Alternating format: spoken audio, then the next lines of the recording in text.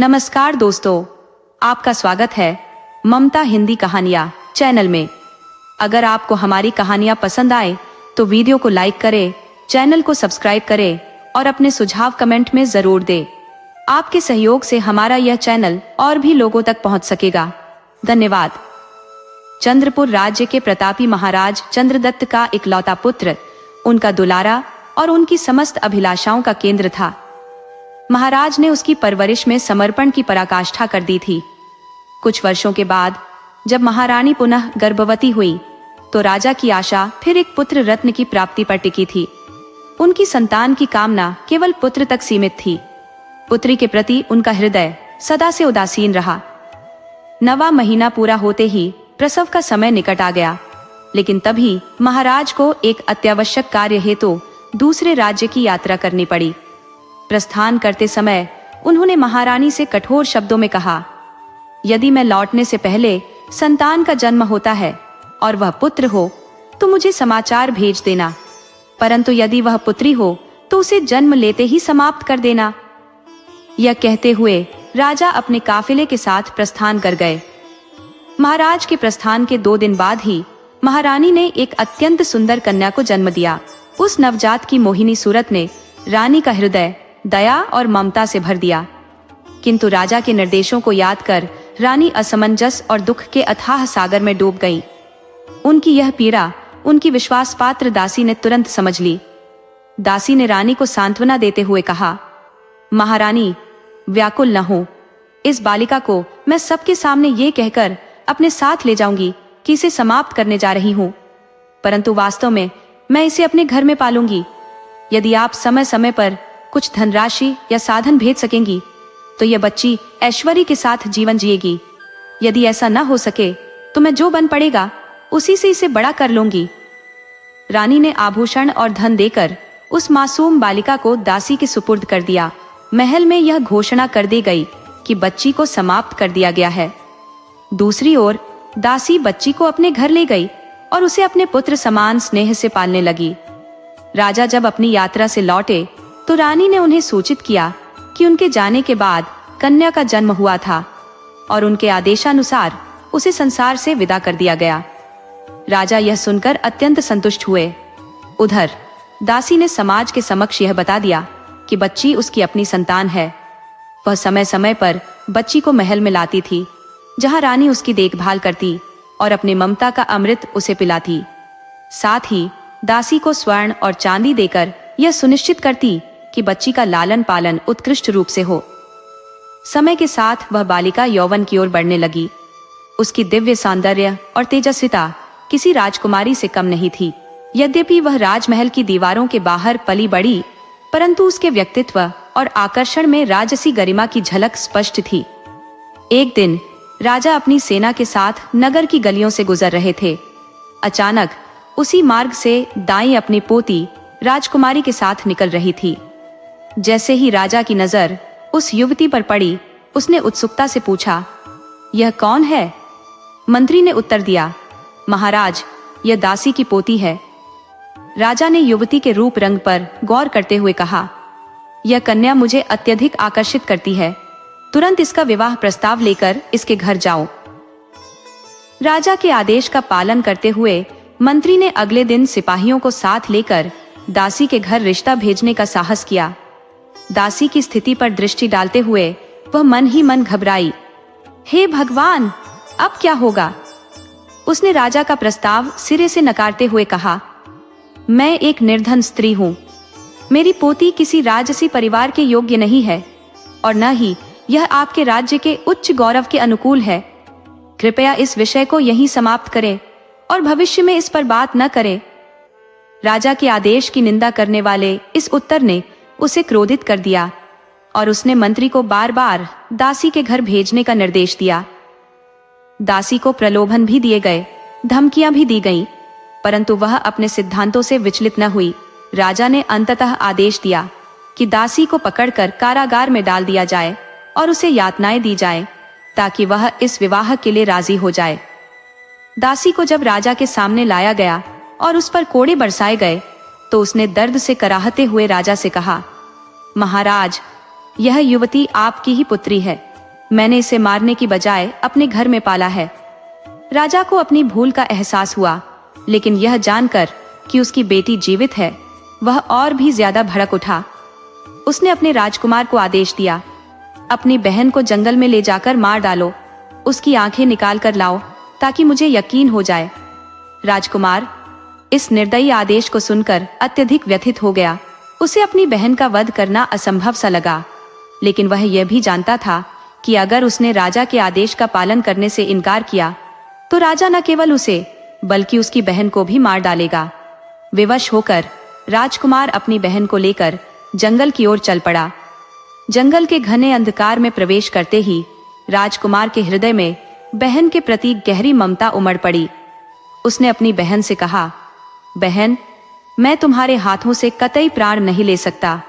मैं तुम्हें यहीं छोड़कर जाता हूँ।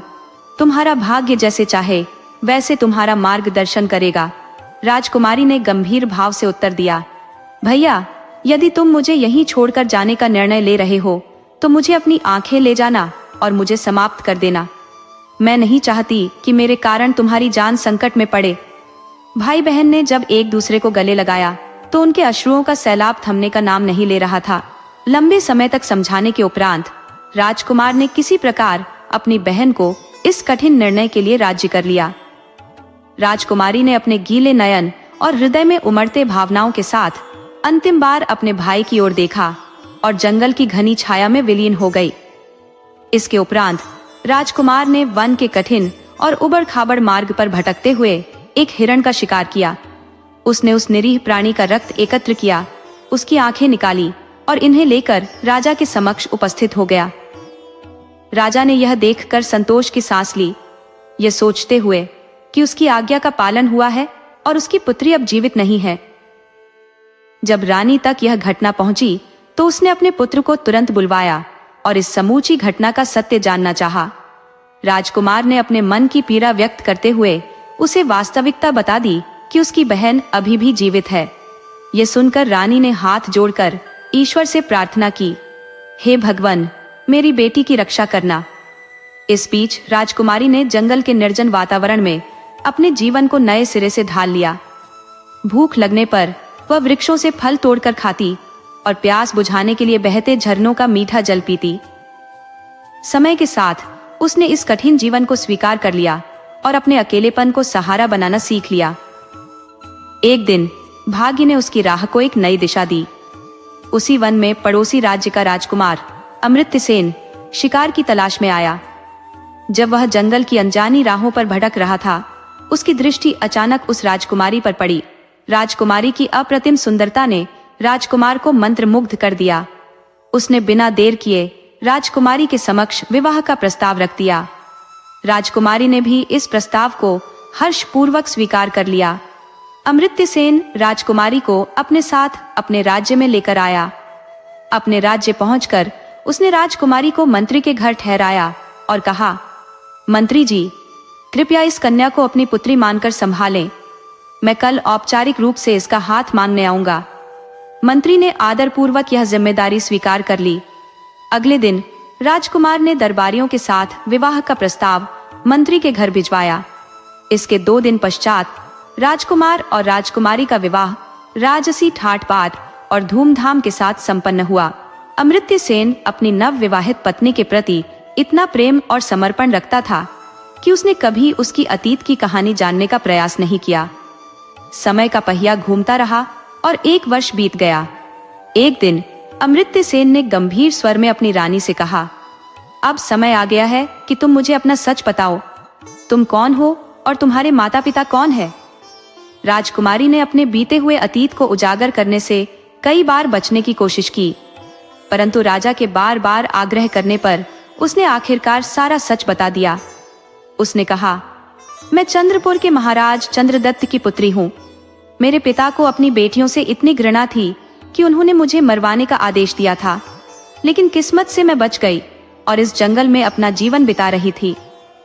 ये हृदय विदारक कथा सुनने के बाद अमृतसेन ने अपनी पत्नी को सांत्वना दी और कहा, तुम्हें अब और डरने की आवश्यकता नहीं है।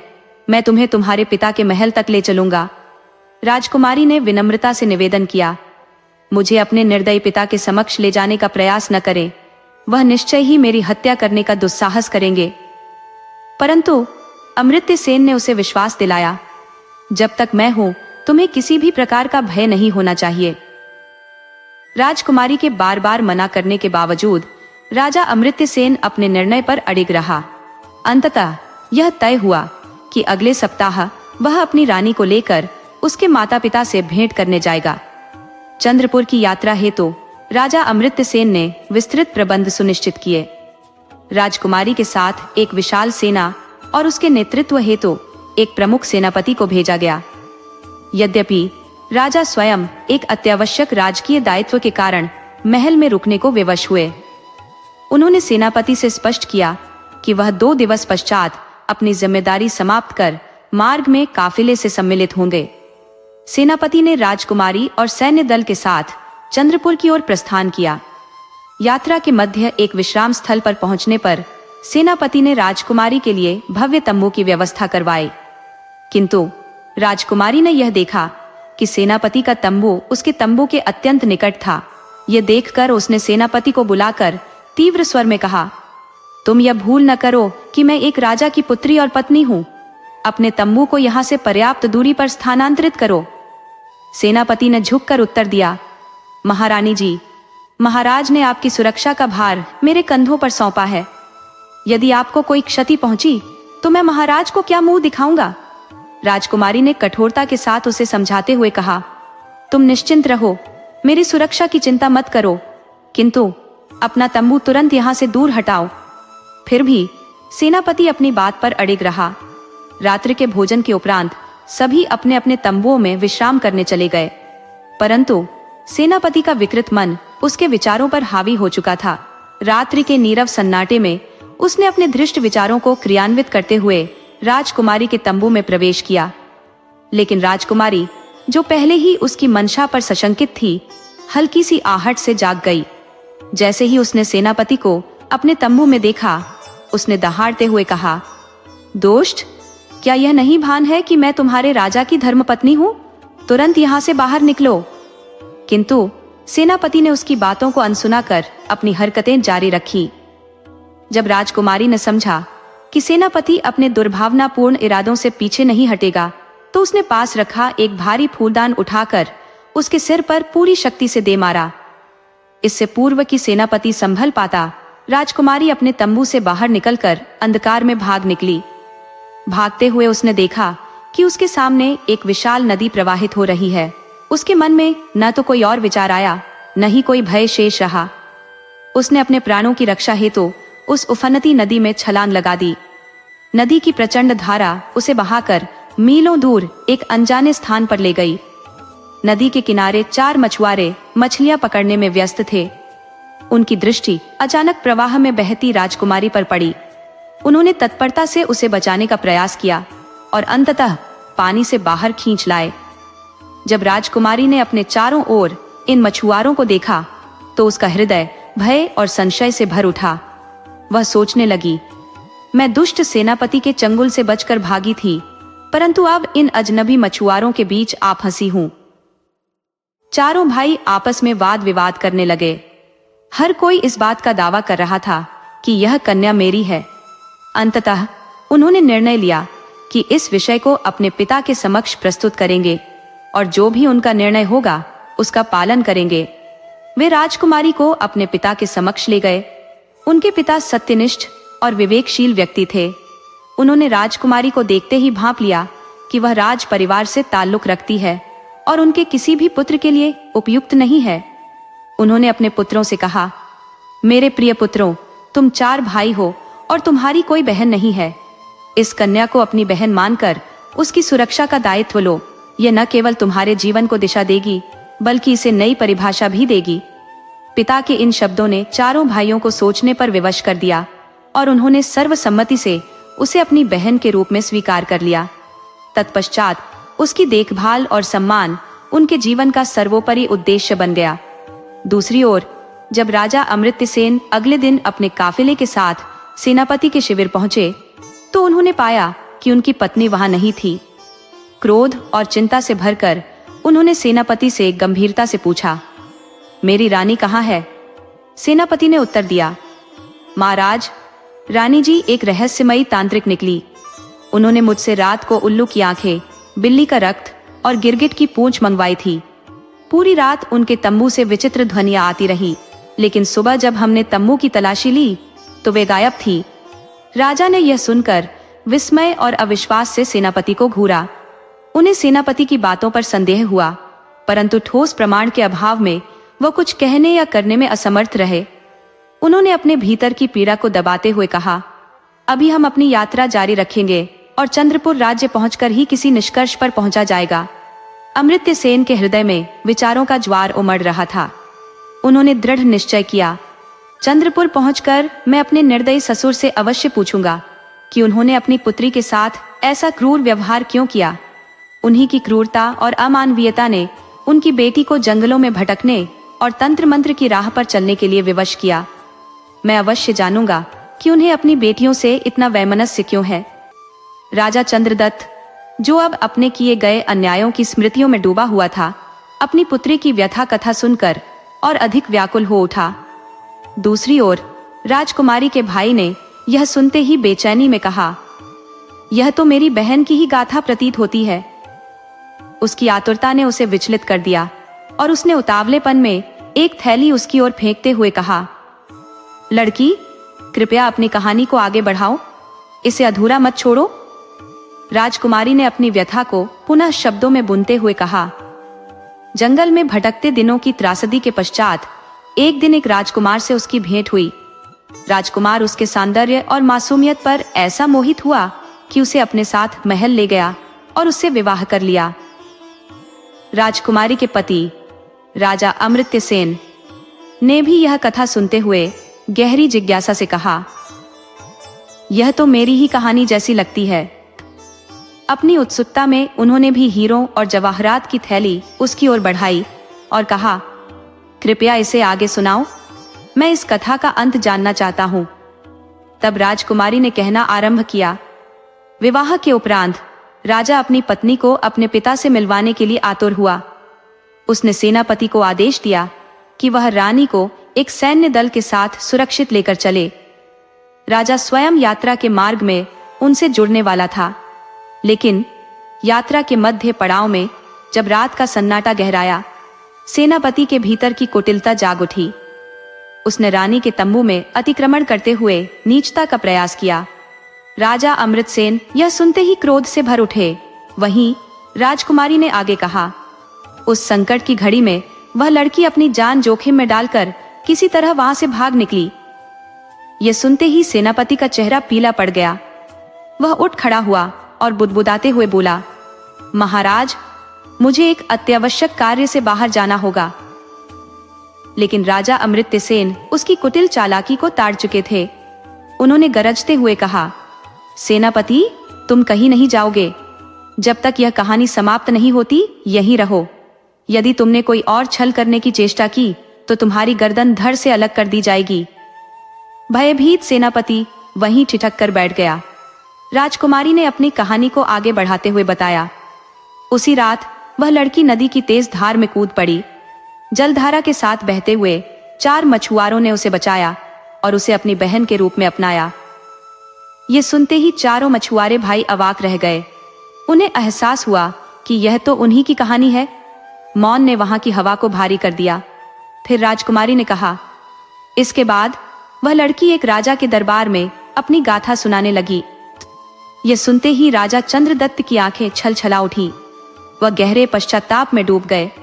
उनकी आंखों से बहते आंसू उनके हृदय की वेदना का प्रमाण थे।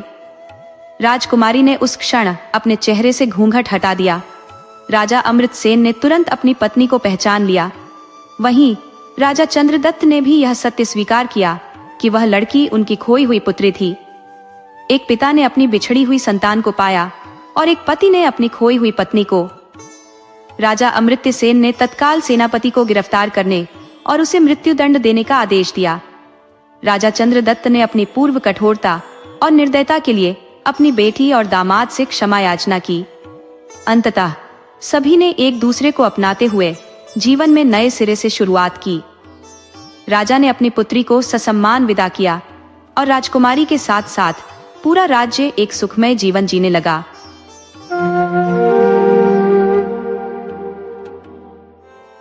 किसी समय की बात है, एक राजा शतानीक नाम से प्रसिद्ध अपने जीवन की सबसे विकट चिंता में डूबे हुए थे। लंबे समय से उनका राज्य एक उत्तराधिकारी के अभाव में था।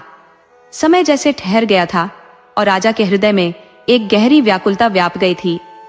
उनके पास धन, वैभव और अपार यश था, किंतु औलाद का सुख उनके जीवन से मानो कोसों दूर था। राजमहल की शोभा अपने चरम पर थी। राजा ने अपने मंत्रियों की सभा बुलाई और गंभीर स्वर में प्रश्न किया, मंत्रीगण, बताइए, इस समस्या का समाधान क्या हो सकता है? मंत्रियों ने गहन विचार के बाद कहा, महाराज, धैर्य रखें। विधि का विधान अपरिवर्तनीय है। यदि ईश्वर की इच्छा होगी तो आपकी मनोकामना अवश्य पूर्ण होगी। उस समय बहुविवाह प्रथा प्रचलित थी और कई रानियां होना राजाओं के लिए सामान्य बात थी। परंतु शतानीक ने अपनी पटरानी से अगाध प्रेम के कारण इस परंपरा को अपनाने से इनकार कर दिया। उनकी निष्ठा और स्नेह अपनी रानी के प्रति अविचलित थे। वर्ष बीतते गए और एक दिन राजमहल में शुभ समाचार की गूंज उठी। महारानी की गोद भर आई थी। ये सुनते ही समूचे राजमहल में हर्ष और उल्लास की लहर दौड़ पड़ी। राजा ने ईश्वर को कृतज्ञता से नमन किया और अब अपनी रानी की हर आवश्यकता का ध्यान रखने लगे। समय बीतता रहा। एक दिन जब राजा अपने दैनिक कार्यों से निवृत्त होकर राजमहल पहुंचे तो उन्होंने महारानी से उनका कुशलक्षेम पूछा। रानी ने आदर पूर्वक राजा का स्वागत किया, उन्हें आसन ग्रहण कराया और विनम्र स्वर में कहा, महाराज, मेरा स्वास्थ्य तो ठीक है, किंतु मन में एक ऐसी इच्छा है जिसे प्रकट करते हुए मुझे लज्जा का अनुभव हो रहा है। राजा ने उत्सुकता से पूछा, ऐसी कौन सी बात है रानी जी, जिसे कहते हुए आप संकोच कर रही हैं? निसंकोच बताइए, आपकी हर इच्छा को पूर्ण करने का मेरा संकल्प अटल है। रानी कुछ पल हिचकिचाई, फिर धीरे से बोली, महाराज, इन दिनों मैं विचित्र स्वप्न देखती हूँ। इन स्वप्नों में मुझे ऐसा प्रतीत होता है मानो मैं उन कल्पनाओं को यथार्थ में जीने की लालसा रखती हूँ। मेरी यह अभिलाषा न तो साधारण है और न ही सरल, इसीलिए इसे व्यक्त करना मेरे लिए कठिन है। राजा ने सहजता और धैर्य के साथ उत्तर दिया, रानी जी, आपकी हर भावना मेरे लिए महत्वपूर्ण है। निसंकोच अपनी अभिलाषा व्यक्त करें, मैं उसे पूर्ण करने का हर संभव प्रयास करूंगा। रानी ने अपनी दृष्टि झुका ली, परंतु उनके शब्दों में वर्षों से दबा एक स्वप्न प्रकट होने की प्रतीक्षा कर रहा था। महाराज ने गंभीर स्वर में कहा, यदि तुम अपनी बात नहीं कहोगी तो मुझे कैसे पता चलेगा कि तुम्हारी अभिलाषा क्या है? महारानी ने गहरे संकोच में डूबी हुई स्वर में उत्तर दिया, महाराज, मैंने स्वप्न में देखा कि मैं मानव के रक्त में स्नान कर रही हूँ। यह विचार मेरे मन मस्तिष्क में निरंतर घूमता रहता है और मैं इसे दबा पाने में असमर्थ हूँ। मुझे ऐसा प्रतीत होता है कि यदि यह इच्छा पूरी हो जाए तो मेरे भीतर एक अजीब सी शांति स्थापित हो जाएगी। इतना कहकर वह झरोखे की ओर मुड़ गई और बाहर देखने लगी। राजा शतानीक यह सुनकर गहरे चिंतन में डूब गए। कुछ देर विचार मग्न रहने के पश्चात उन्होंने स्वयं को संभालते हुए धीरे धीरे कहा, ठीक है महारानी, मैं इस पर विचार करता हूँ। मैं मंत्रियों और राजपुरोहित से परामर्श करूंगा और फिर उचित निर्णय लूंगा। अगले दिन राजा ने अपने मंत्रियों और राजपुरोहित को सभा में बुलाया। गंभीर मुद्रा में उन्होंने कहा, मंत्रीगण, आप सभी जानते हैं कि महारानी का स्वास्थ्य इन दिनों कैसा है, किंतु उनके मन में एक विचित्र अभिलाषा उत्पन्न हुई है। उन्होंने मुझसे कहा कि वह मानव के रक्त में स्नान करना चाहती है। यह सुनकर मैं स्वयं भी व्याकुल और असमंजस में हूँ। अब आप बताइए, क्या करना उचित रहेगा? महाराज के वचनों ने सभा में सन्नाटा फैला दिया। सभी मंत्री और राजपुरोहित अचंभित थे। थोड़ी देर की खामोशी के बाद एक मंत्री बोले, महाराज, प्राचीन परंपरा यह कहती है कि गर्भावस्था में स्त्रियों की इच्छाएं किसी भी परिस्थिति में पूरी की जानी चाहिए। यदि वे अधूरी रह जाए तो उनका प्रभाव संतान पर पड़ सकता है। राजपुरोहित ने सहमति जताते हुए कहा, महाराज, ये प्रश्न उचित अनुचित का नहीं है, बल्कि उनकी अभिलाषा को पूर्ण करने का है। ऐसे समय में इच्छा पूरी करना ही श्रेयस्कर माना गया है। राजा ने गहरी सांस लेते हुए कहा, तो आप सभी का अभिमत है कि उनकी यह इच्छा पूर्ण की जाए। सभी मंत्रियों ने एक स्वर में उत्तर दिया, हाँ महाराज, यही उचित रहेगा। राजा ने गंभीरता से कहा, यदि ऐसा है तो इसकी व्यवस्था एकांत स्थान पर की जाएगी। महल के स्नान गृह में यह संभव नहीं। किंतु एक प्रश्न अभी भी विचारणीय है, इतना रक्त कहाँ से लाया जाएगा कि एक कुंड भर सके। मंत्रीगण इस चुनौती पर विचार करने लगे। थोड़ी देर पश्चात एक मंत्री ने उत्साहित होकर कहा, महाराज, मुझे समाधान मिल गया है। महाराज ने गंभीर स्वर में मंत्री से पूछा, मंत्री जी, क्या कोई ऐसा उपाय है जिससे महारानी की इस अनूठी इच्छा की पूर्ति हो सके? मंत्री ने थोड़ी देर विचार किया और फिर उत्साह से बोले, महाराज, क्यों न उस कुंड को लाक्षारस से भर दिया जाए। लाक्षारस का रंग और बनावट लगभग कच्चे और ताजे रक्त जैसी प्रतीत होती है। ये महारानी की इच्छा पूरी करने के लिए पर्याप्त होगा और हमें किसी भी अनुचित कार्य को करने की आवश्यकता नहीं पड़ेगी। ये सुनते ही महाराज के चेहरे पर प्रसन्नता झलकने लगी। उन्होंने कहा, मंत्री जी, यह विचार अत्यंत बुद्धिमत्ता से परिपूर्ण है। आपकी योजना से न केवल महारानी संतुष्ट होंगी, बल्कि हमारा धर्म और मर्यादा भी सुरक्षित रहेगा। तुरंत इस व्यवस्था को अमल में लाया जाए। महाराज ने स्वयं महारानी को जाकर यह सुखद समाचार सुनाया। महारानी जी, उन्होंने कहा, मैंने आपकी अभिलाषा की पूर्ति का प्रबंध कर दिया है। ये सुनते ही महारानी की आंखों में चमक आ गई।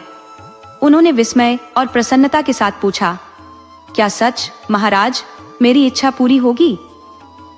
महाराज ने मुस्कुराते हुए उत्तर दिया, हाँ, एक बड़े कुंड को मानव रक्त जैसे दिखने वाले लाक्षारस से भर दिया गया है। अब आप वहां जाकर स्नान कर सकती हैं। महारानी ने कहा, महाराज, मैं चाहती हूं कि यह स्नान महल की सबसे ऊंची मंजिल पर हो, जहां से मैं पूरे नगर को देख सकूं। महाराज ने उनकी बात मानते हुए व्यवस्था करवाई। महल की सबसे ऊंची बुर्ज पर एक विशाल कुंड बनवाया गया, जिसे लाक्षारस से भर दिया गया। दासियों ने महारानी को वहां ले जाकर कुंड तक पहुंचाया और फिर नीचे लौट आईं। कुंड में भरा लाल लाक्षारस बिल्कुल रक्त के समान प्रतीत हो रहा था। महारानी उसमें धीरे धीरे उतरी और स्नान किया। जब वह कुंड से बाहर आई तो उनके शरीर पर लाल लाक्षारस का लेप था, जो उन्हें एक मांस के पिंड जैसा दिखा रहा था। तभी आकाश में एक विशाल पक्षी मंडराता हुआ दिखाई दिया। वह छत पर मंडराने लगा और जैसे ही उसने महारानी को देखा, उसे लगा मानो यह लाल मांस का कोई पिंड हो। उस पक्षी ने अपने विशाल पंख फैलाए और तेजी से नीचे आकर महारानी को अपने पंजों में दबोच लिया। वह उन्हें लेकर आकाश की ओर उड़ चला। महारानी चीखने लगी, बचाओ, कोई है जो मुझे बचाए। दासियां और सैनिक दौड़कर आए, लेकिन उस भयंकर पक्षी के आक्रामक रूप को देखकर वे स्तब्ध रह गए। सभी ने आकाश की ओर देखा, जहां वह पक्षी महारानी को लेकर दक्षिण पश्चिम दिशा में उड़ रहा था। महाराज और उपस्थित सभी जन स्तब्ध खड़े थे, मानो उनके शरीर से चेतना ही चली गई हो। यह ऐसा हादसा था जिसकी कल्पना किसी ने कभी नहीं की थी। जैसे ही महाराज को चेतना आई, उन्होंने अत्यधिक आक्रोश में सैनिकों को आदेश दिया, तुरंत पीछा करो, वह पक्षी इसी दिशा में गया है। संभव है कि वह कहीं ठहर कर नीचे उतर आया हो। हर कदम ध्यान से देखना। ये सुनते ही कई सैनिक अपने अपने घोड़ों पर सवार होकर चारों दिशाओं में फैल गए। उनकी आंखें हर छुपे संकेत की खोज में तीक्ष्णता से घूमने लगी। महाराज स्वयं भी निष्क्रिय बैठने वालों में से नहीं थे। उन्होंने तुरंत सेनापति को निर्देश दिया और अपने विश्वास पात्र मित्रों और गुप्तचरों को महारानी की तलाश में लगा दिया। अपनी व्यक्तिगत पीड़ा को दरकिनार करते हुए महाराज भी उनके खोज अभियान में निकल पड़े। इस बीच आकाश में ऊंचाई की अथाह सीमा पर पहुंचकर महारानी ने नीचे झांकने का साहस किया। जो देखा उससे उनका मन भय और निराशा से भर गया। उन्होंने सोचा, क्या यह मेरे जीवन का अंत है? मेरे मृत शरीर का क्या होगा? शायद मुझे अंतिम संस्कार का सौभाग्य भी प्राप्त न हो। मृत्यु उनकी ओर बढ़ती एक कठोर हंसी हंस रही थी। पल पल उनका अस्तित्व उस कठोर सत्य में घिरता जा रहा था। महारानी का दिल भय से असहनीय वेग से धड़कने लगा। उनके भीतर संतान सुख की जो आशा वर्षों के इंतजार के बाद जागी थी, वह मृत्यु की विकट छाया में घुलने लगी। आंसुओं का बांध टूट पड़ा, लेकिन उनकी चीखें अनसुनी ही रहीं। उन्होंने स्वयं को दोष देते हुए कहा, मैंने ही अपने हठ के कारण यह परिस्थिति उत्पन्न की। महाराज ने तो अपने कर्तव्य के अनुसार तैयारी की थी। ये सब मेरे कर्मों का दंड है। थकावट और भय से हार मानते हुए उन्होंने अपनी आंखें बंद कर ली। समय का भान ही नहीं रहा, कब और कितना बीत गया। अचानक उन्हें किसी कठोर सतह से टकराने का एहसास हुआ। उन्होंने डरते डरते आंखें खोली और देखा कि वे एक घने जंगल से घिरी पहाड़ी पर पड़ी थी। दूर दूर तक फैली हुई पहाड़ियों पर हरे भरे वृक्ष लहलहा रहे थे। वह पक्षी जिसने उन्हें अपनी चंगुल में दबोच रखा था, अब कहीं दूर उड़ चुका था। शायद उसे एहसास हो गया था कि जिसे वह मांस का टुकड़ा समझ रहा था, वह एक जीवित प्राणी है। महारानी अब पूरी तरह अकेली थी। भय ने उनके शरीर और आत्मा को जकड़ लिया था। चारों ओर दूर दूर तक किसी भी जीव का कोई संकेत नहीं था। तभी अचानक उनके गर्भ में पीड़ा की तीव्र लहर उठी। उन्होंने महसूस किया कि प्रसव का समय निकट आ चुका है। दर्द असहनीय होता गया और अंततः वे चेतना खो बैठी। जब उन्होंने होश संभाला तो उनके समक्ष नवजीवन की मधुर मुस्कान थी। उनके हृदय में एक नई ऊर्जा का संचार हुआ। उनके समक्ष उनका नवजात पुत्र था। वर्षों की प्रतीक्षा, अनगिनत प्रार्थनाओं, स्वप्नों और आकांक्षाओं के पश्चात यह अनमोल क्षण उनके जीवन में आया था। माँ और शिशु की प्रथम मिलन की वह घड़ी हर वेदना को भुला देने वाली थी। वर्तमान स्थिति इतनी भयावह थी कि महारानी बिल्कुल अकेली थी। निर्जन और अनजान प्रदेश की एक ऊंची चट्टान पर उनका शिशु रो रहा था। उस मासूम का करुण क्रंदन सुनते ही महारानी हड़बड़ाकर उठ बैठी। उनका हृदय तीव्र गति से धड़कने लगा। क्या यह सच है? उन्होंने अपने पुत्र के चेहरे को देखा और उनके भीतर ममता का ज्वार उमड़ पड़ा। अपने बच्चे को बड़ी मुश्किल से गोद में उठाया और हृदय से लगा लिया। वह न जाने कितनी देर तक वहीं बैठी रही, फिर धीरे धीरे चट्टान से नीचे उतरने लगी। अत्यधिक थकावट के कारण उनका शरीर बिल्कुल निढाल हो चुका था। उनमें आगे बढ़ने की भी शक्ति शेष नहीं थी। वह चट्टान के पास ही बैठ गई, लेकिन अपने बच्चे की चिंता ने उन्हें भीतर से एक अनजानी शक्ति प्रदान की। वह फिर खड़ी हुई और आगे बढ़ चली। महारानी को अब पानी की तलाश थी। प्यास से गला सूख चुका था। उन्होंने चारों ओर दृष्टि दौड़ाई कि कहीं कोई झरना, तालाब या नदी दिखाई दे, लेकिन उनकी खोज व्यर्थ रही। पानी के अभाव में उनकी स्थिति अत्यंत दयनीय हो चुकी थी। आंखों के सामने अंधेरा छाने लगा और वह वहीं बैठकर अपने दुर्भाग्य पर रोने लगी। अचानक उनके कानों में किसी की आवाज सुनाई दी। हे देवी, तुम कौन हो? इस घने वन में क्या कर रही हो? देखने से तुम किसी उच्च कुल की प्रतीत होती हो। या कैसे पहुंची? महारानी ने ऊपर देखा तो उनके समक्ष एक भव्य व्यक्तित्व वाले तपस्वी खड़े थे। वह उन्हें किसी देवदूत से कम नहीं लगे। महारानी ने उन्हें प्रणाम किया और फूट फूट कर अपनी पूरी व्यथा कह सुनाई। तपस्वी ने गंभीर स्वर में कहा, बेटी, तो वत्स देश की महारानी हो। यह स्थान उदयगिरी की पहाड़ियों का है और यहाँ से वत्स देश का फासला सैकड़ों कोस का है। बिना किसी तेज गति वाले साधन के वहां पहुंचना असंभव है। मैं एक तपस्वी हूँ, सांसारिक साधनों से परे, लेकिन मैं तुम्हें अपने आश्रम में ले चलने का प्रस्ताव रखता हूँ। मेरा नाम मरीचि है। तुम मेरी बेटी बनकर मेरे साथ रहो। मैं तुम्हारे पुत्र की देखभाल करूंगा और राजा तक तुम्हारा संदेश पहुंचाने का हर संभव प्रयास करूंगा। तपस्वी मरीचि के साथ महारानी उनके आश्रम आ गई। वहां अन्य ऋषियों के भी आश्रम थे। जब ऋषियों ने एक नवजात को गोद में लिए सुंदर स्त्री को देखा तो सब उनकी ओर देखने लगे। किसी ने तपस्वी मरीचि से पूछा, ऋषिवर, ये कौन है? मरीचि ने उत्तर दिया, यह मेरी पुत्री समान है। जीवन के कठिन पलों से गुजरी है। अब से यह हमारे साथ रहेगी। इसके और इसके पुत्र के पालन पोषण की जिम्मेदारी हमारी है। महारानी अब आश्रम में रहने लगी, जहां उनका और उनके पुत्र का देखभाल पूरी श्रद्धा से किया गया। ऋषि कन्याएं उस स्त्री, जो अब महारानी नहीं मात्र एक माँ थी, को अपनी कुटिया में ले गईं। आश्रम में नवजात शिशु का नामकरण संस्कार संपन्न हुआ। मरीचि ऋषि ने गंभीर स्वर में कहा, इस बालक का जन्म उदयगिरी की पहाड़ियों में हुआ है, इसलिए इसका नाम उदयन होगा। उदयन आश्रम में पलने लगा। वह एक असाधारण सौंदर्य और स्वस्थ काया का स्वामी था, जिसकी चपलता और आकर्षण ने पूरे आश्रम का ध्यान खींच लिया। उसकी नटखटता और उत्सुकता भरी प्रवृत्ति हर किसी के चेहरे पर मुस्कान ले आती। आश्रमवासी उससे अगाध स्नेह करते। जंगल के जीव जंतु जैसे खरगोश, मोर और हिरण उसके सखा बन गए थे। मरीचि ऋषि की गोद में वह बालक उनके जीवन का केंद्र बन गया था। प्रातः और सायं जब ऋषि संध्या वंदन करते और स्तुति गाते हुए वीणा बजाते तो उदयन उनकी हर गतिविधि को अपलक निहारता। उसकी तीव्र जिज्ञासा उसे हर समय वीणा के तारों को छूने और उसकी संरचना को समझने के लिए प्रेरित करती।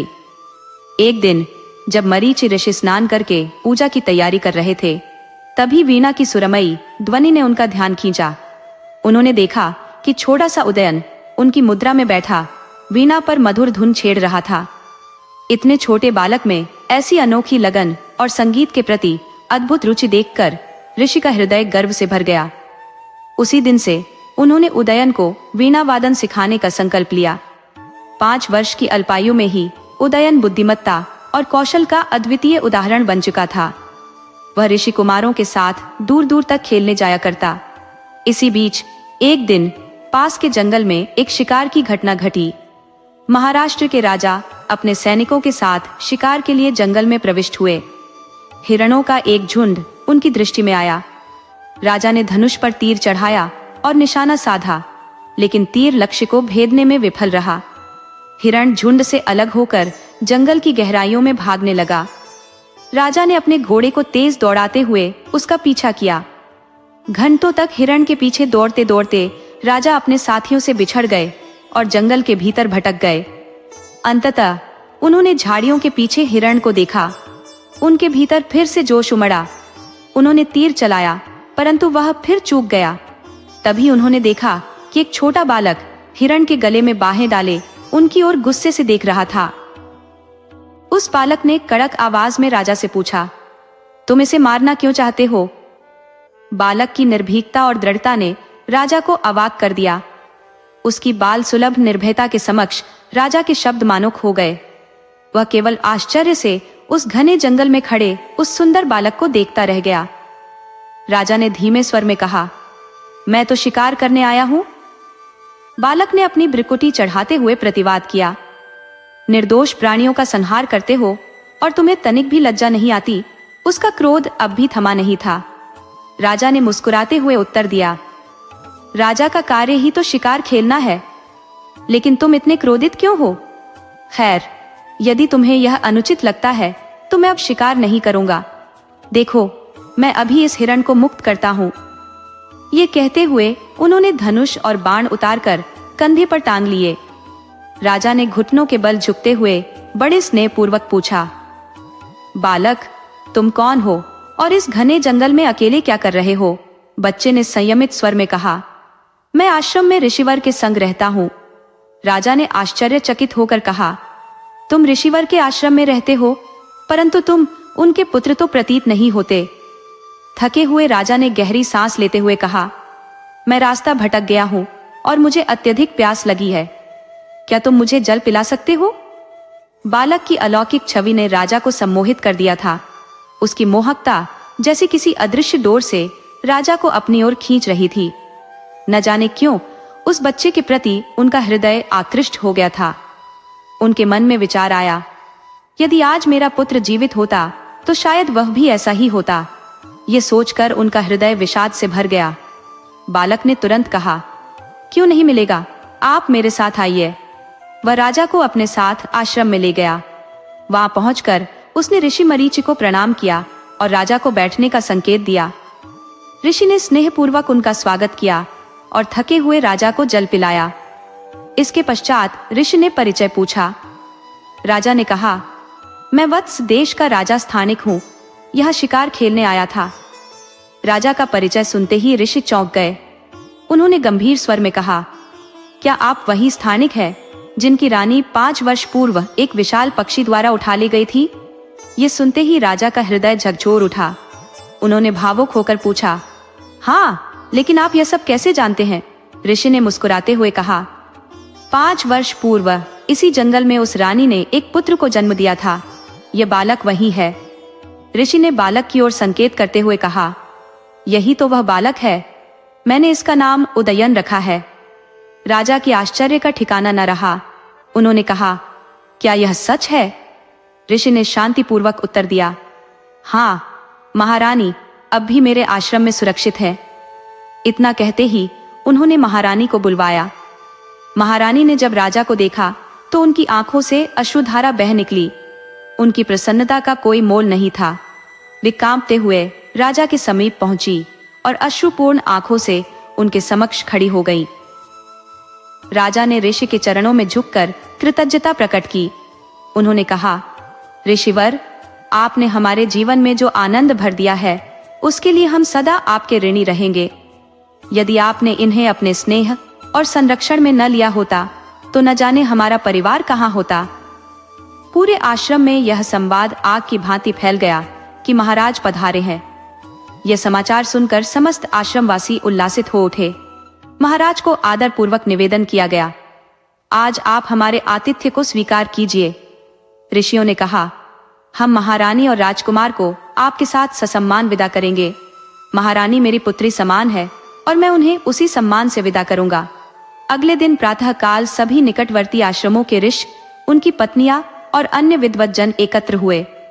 उन्होंने महारानी को भव्य रूप से सजाया और अपने अपने सामर्थ्य के अनुसार उपहार अर्पित कर अश्रुपूर्ण नेत्रों से विदाई दी। राजमहल, जो वर्षों से विषाद में डूबा था, अब आनंद से गूंज उठा। उदयन, जो अब तक जंगल की निर्जनता में पला था, महल की भव्यता में रम गया। उसकी शिक्षा दीक्षा आरंभ हुई। उसे न केवल शास्त्रों में पारंगत किया जाना था, बल्कि शस्त्र विद्या में भी दक्ष बनाना अनिवार्य था। समय के साथ उदयन समस्त विद्याओं में निपुण हो गया। घुड़सवारी में तो वह प्रवीण था ही, हाथियों के प्रति उसका विशेष अनुराग था। उसका प्रिय हाथी कुंडमोदक उसके साहचर्य का साक्षी था।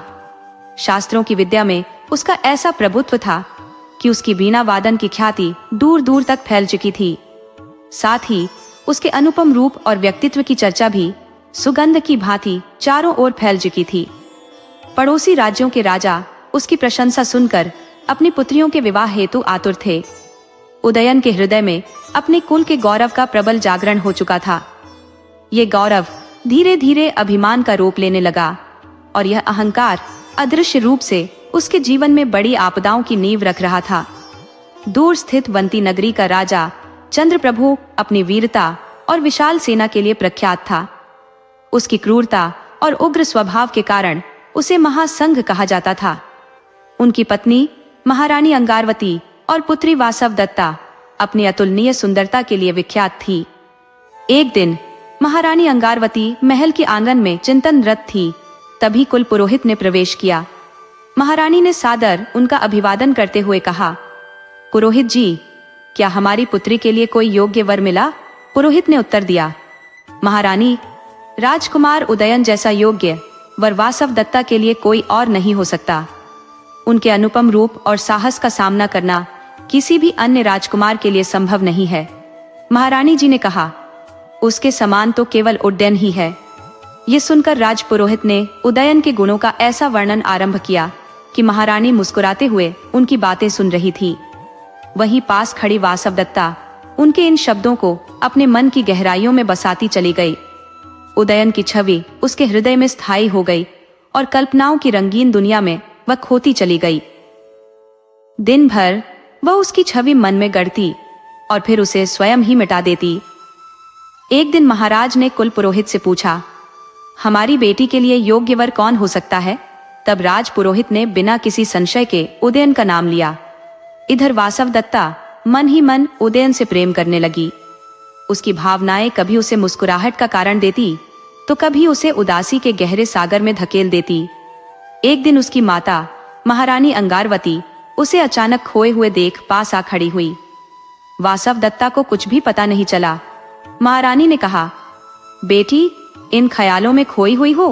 वासव दत्ता चौंक पड़ी और हड़बड़ाकर उठ खड़ी हुई, मानो उसकी कोई गुप्त बात उजागर हो गई हो।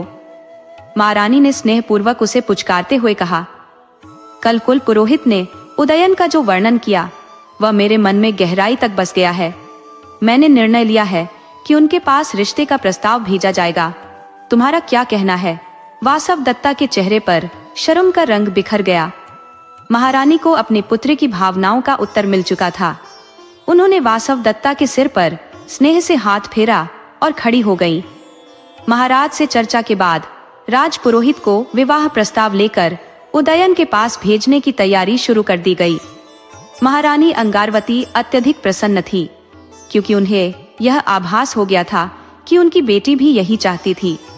महाराज ने कहा, हमारी बेटी का विवाह केवल उदयन से ही होगा। उन्होंने व्यवस्था करने का आदेश दिया। महारानी ने कहा, उदयन के वीणा बजाने के कौशल ने वासवदत्ता को मोहित किया है।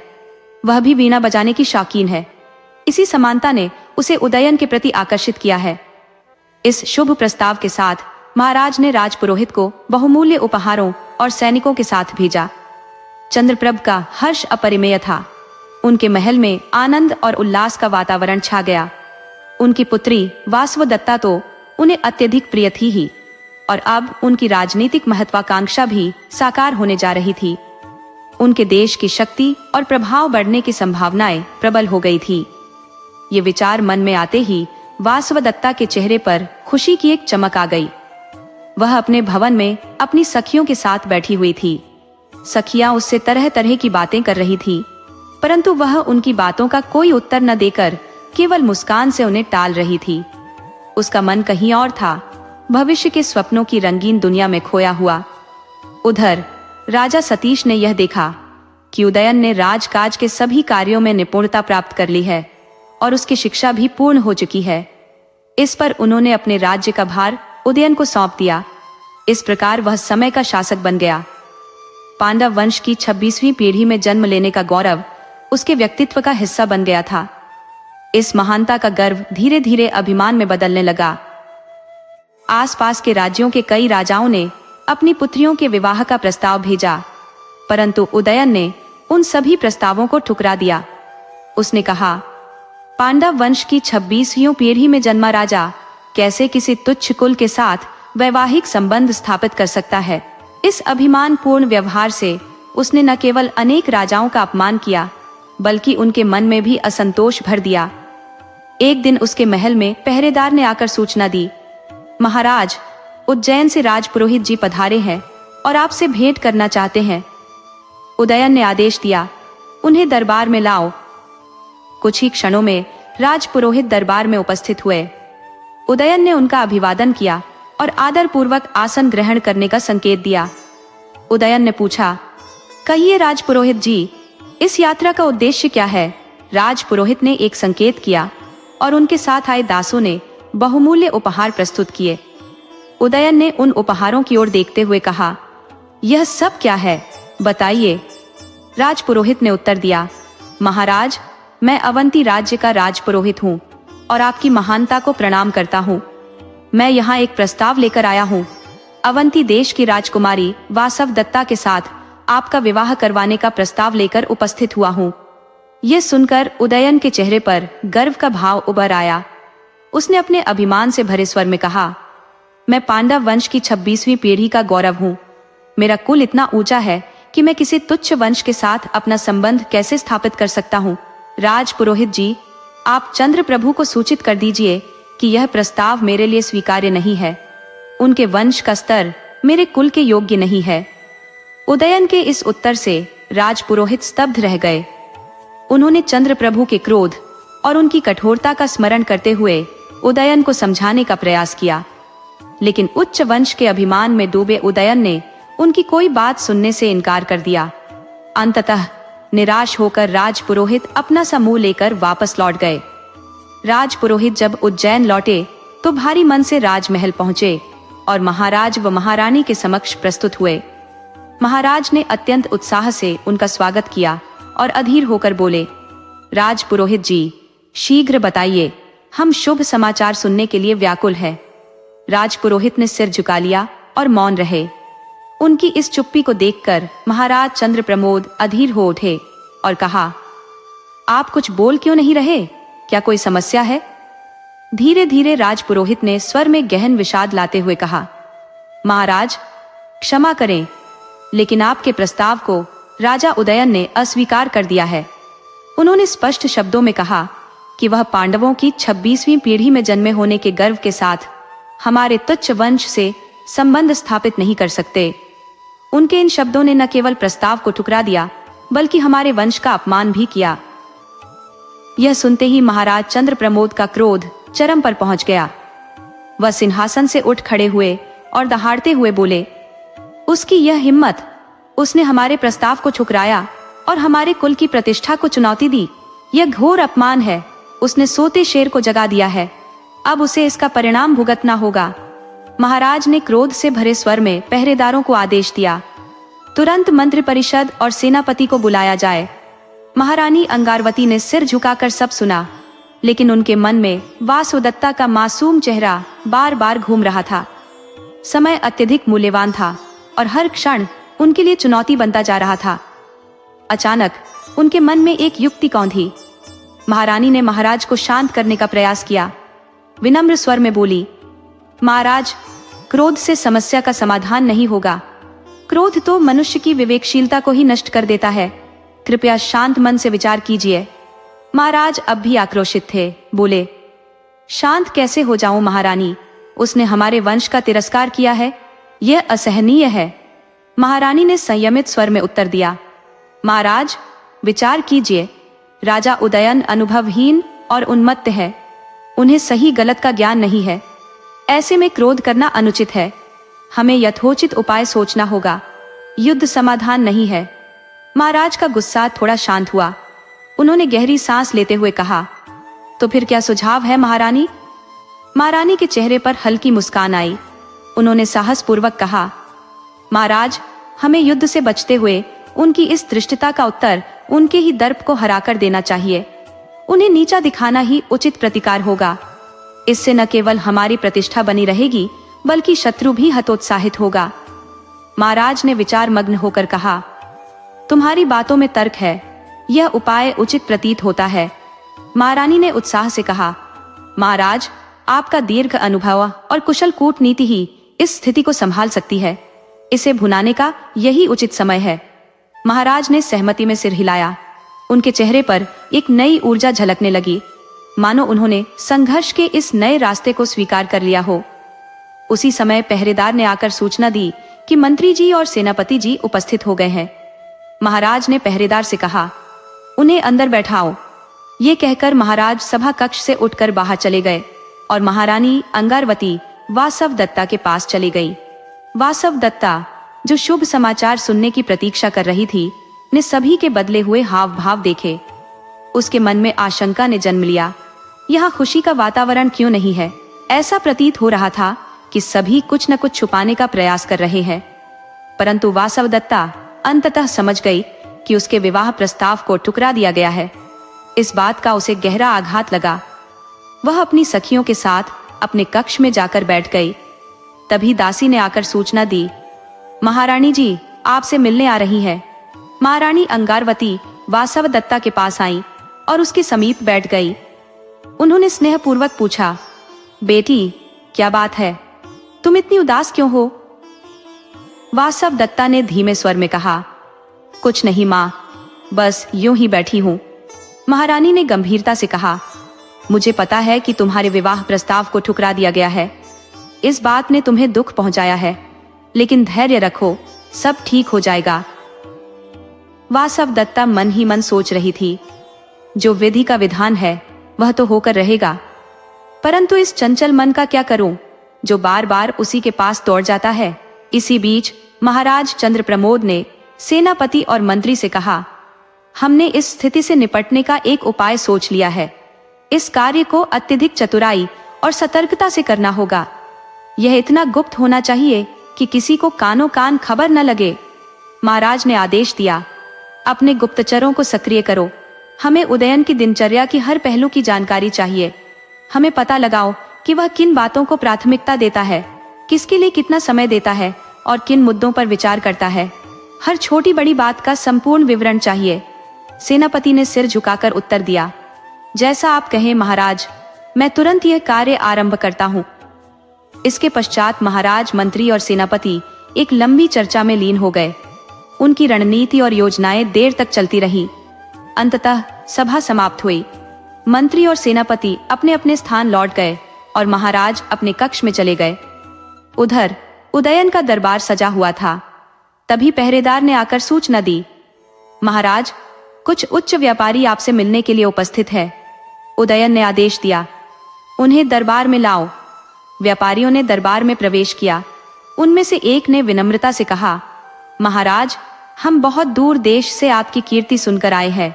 आपकी महानता और विद्या की चर्चा हर जगह होती है। हमें आपसे कुछ कहना है। उदयन ने कहा, कहिए, आप क्या कहना चाहते हैं?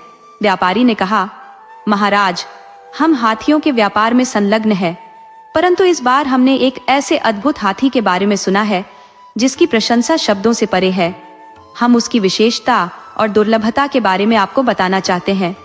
हाथी का उल्लेख सुनते ही उद्यान में हलचल मच गई और उसने पूछा, कैसा हाथी? व्यापारी ने उत्तर दिया, महाराज, उज्जैन के समीप स्थित प्रसिद्ध कदली वन में एक अद्वितीय हाथी का नाम सुना है। वह नीले रंग का है और उसे नीलगंज के नाम से जाना जाता है। ऐसा चमत्कारी और दुर्लभ हाथी शायद ही कहीं और हो। हमने उसे देखा, किंतु उसे वश में करने में असमर्थ रहे। अब महाराज, आपके पास तो समस्त साधन और सामर्थ्य है। ऐसा अद्भुत हाथी आपके संग्रह का हिस्सा होना चाहिए।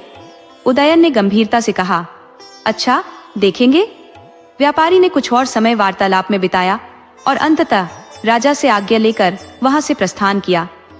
इसके बाद उदयन ने अपने मंत्रियों को बुलाया और कहा, मंत्री जी, कदली वन में वह नीलगंज नामक हाथी है जो अत्यंत विलक्षण बताया जा रहा है। मुझे वह प्राप्त करना ही है।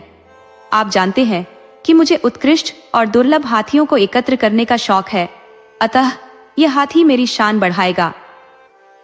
मंत्री जी, जो उदयन के पिता के समय से ही सेवा में थे और अब वृद्धावस्था की दहलीज पर खड़े थे, अत्यंत विश्वसनीय और निष्ठावान थे।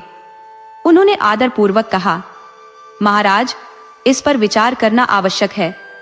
हो सकता है कि यह किसी षड्यंत्र का हिस्सा हो। उज्जैन से कदली वन काफी दूरी पर है। इस पर उदयन ने मुस्कुराते हुए कहा, मंत्री जी, हर बार आपके विचार इतनी शंकाओं से भरे क्यों होते हैं? चिंता न करें, मेरा आदेश तुरंत पालन करें। आदेश पाते ही उदयन अपने सैनिकों के साथ कदली वन की ओर निकल पड़ा। हाथियों को लेकर उसका लगाव इतना प्रबल था कि वह उनकी किसी भी सूचना को अनदेखा नहीं करता था। जहां भी किसी उत्तम हाथी की जानकारी मिलती, वह उसे अपने संग्रह का हिस्सा बनाने में देर नहीं करता। कदली वन पहुंचने पर उदयन और उसके सैनिकों ने उस हाथी को खोजने के लिए हर कोना छान मारा। अंततः गहन जंगल में उन्हें वह विशालकाय नीले रंग का हाथी दिखाई दिया। वह घने झाड़ियों के बीच खड़ा था और उसकी हल्की सी झलक ही नजर आ रही थी। उदयन और उसके सैनिक सावधानी पूर्वक उसकी ओर बढ़ने लगे। हाथी की कोई गतिविधि न देखकर उदयन को यह प्रतीत हुआ कि वह विश्राम कर रहा है। उसने अपने सैनिकों को अतिरिक्त सतर्कता बरतने का आदेश दिया। उदयन के मन में विचार आया कि जंगली हाथी की प्रवृत्ति आक्रामक हो सकती है, अतः हर कदम फूंक फूंक कर रखना होगा। धीरे धीरे दबे पांव, बिना कोई शब्द किए वे हाथी के और करीब पहुंचने लगे। जैसे ही वे उसके समीप पहुंचे, अचानक एक अप्रत्याशित चमत्कार हुआ। हाथी के पेट के दोनों ओर से दरवाजे खुल गए और उनमें से कई सशस्त्र सैनिक बाहर निकलकर उनकी ओर झपट पड़े। हाथी के पेट के दोनों ओर बने हुए गुप्त दरवाजों से सैनिकों ने निकलकर चारों तरफ से उदयन और उसके सिपाहियों को घेर लिया। यह देख उदयन हतप्रभ रह गया। उसने गौर किया कि वह हाथी असली नहीं था, बल्कि लकड़ी का बना हुआ था। कारीगरों ने इतनी कुशलता से इसे गढ़ा था कि उसकी रंगत और बनावट से उसे असली हाथी समझने में कोई चूक नहीं होती। उसकी सतह पर रंगाई ऐसी की गई थी कि वह पेड़ों और झाड़ियों के बीच पूर्णतः वास्तविक प्रतीत होता था। ये समझने में उसे देर न लगी कि यह एक सोची समझी चाल थी। अब पछतावा व्यर्थ था। मंत्री जी की बात उसे याद आई, लेकिन अब तो सब कुछ हाथ से निकल चुका था। चिड़िया खेत चुग गई, ये कहावत उसके मन में गूंज उठी।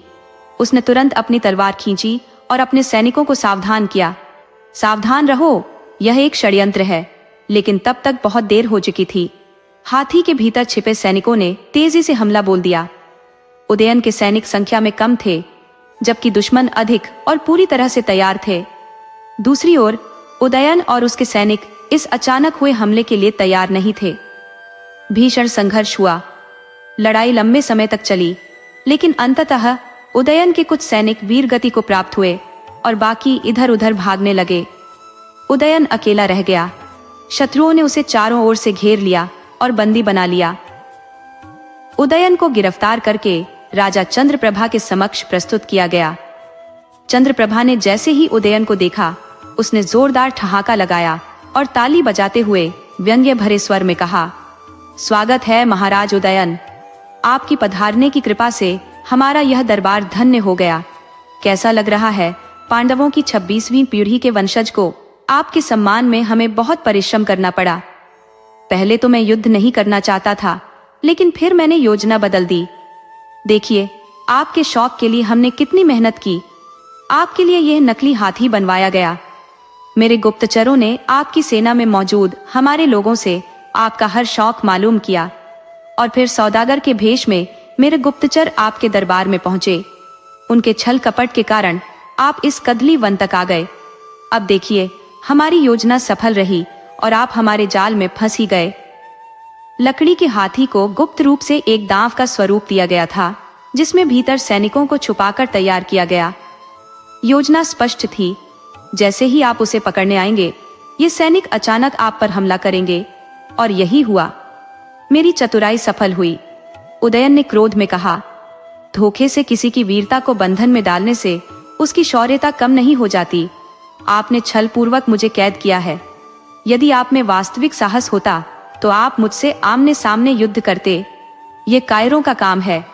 चंद्रप्रभा ने हंसते हुए उत्तर दिया, राजनीति और युद्ध में हर तरीका न्यायोचित होता है। जब हमारे एक साधारण उपाय से काम हो सकता था, तो हमें रक्तपात की आवश्यकता क्यों होती? तुम ही बताओ, क्या यह विवेकपूर्ण नहीं था? अंततः जो परिणाम निकलना था वह निकल ही गया।